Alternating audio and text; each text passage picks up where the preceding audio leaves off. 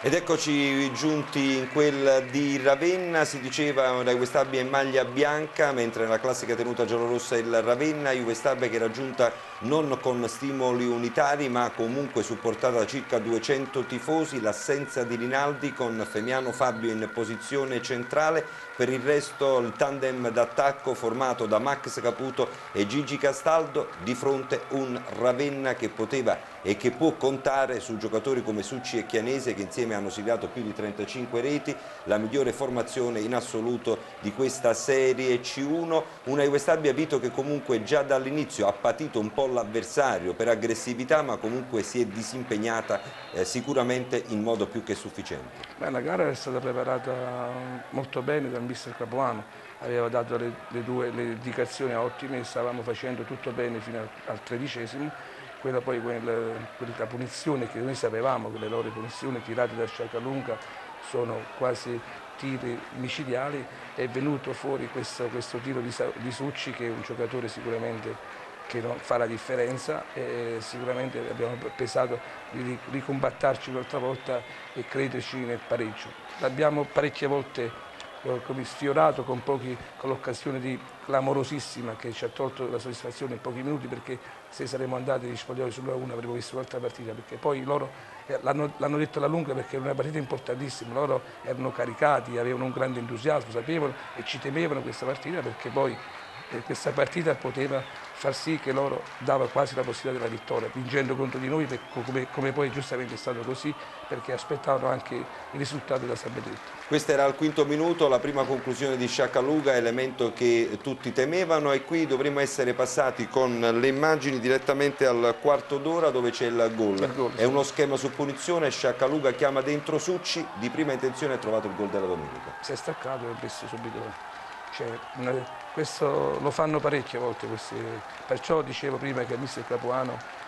nell'albergo ha preparato perché era squalificato, anche questo ha pesato questa assenza, perché avere Capuano in panchina sicuramente è una cosa in più,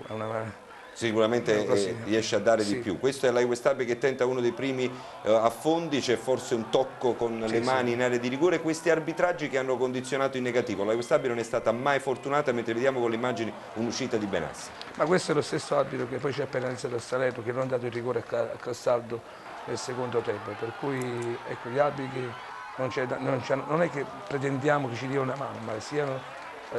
applicano il loro credo, sicuramente effettivamente ci è mancato qualche cosa, qui era fuori gioco, Qui era fuori gioco e il secondo gol annullato. Poi sicuramente il Ravenna aveva più grande motivazione, aveva più grosse motivazioni perché doveva chiudere questo campionato con noi, e in questo momento ha fatto una grande parata. Qui si vede la Juve Stabia nel finale che sfiora ripetutamente Abbiamo sfiorato il pari. parecchie volte, sì, parecchie volte nel finale siamo stati decisi e convinti che potevamo riuscire. Qui vedremo una prodezza di Max Caputo, eccezionale colpo balistico di prima intenzione, salvato da Serafini proprio sulla linea e poteva cambiare il volto dell'intera stagione. Sì. Finisce quindi qui nel primo tempo, stavi dicendo? Andare degli spogliatoi su 1-1 è diverso, perché poi la fatica si sente, il caldo l'ha fatto da primo attore, una giornata caldissima, anche loro potevano risentire il secondo tempo, perché loro hanno cercato insistentemente di fare il secondo gol nel primo tempo, quando poi non sono riusciti, loro ci temevano anche nel secondo tempo, perché abbiamo avuto anche la palla, ecco entra Blackley, abbiamo tentato la carta Blackley giocando con 2 punti e mezzo, ed è stato anche bravo Blackett a mettere un colpo di testa, però sinceramente... Questa è l'azione, Caputo, ancora lui a pennellare, Baclé colpo di testa e l'estremo difensore del Ravenna si supera. Capecchi si è superato ieri, si è superato 2 volte.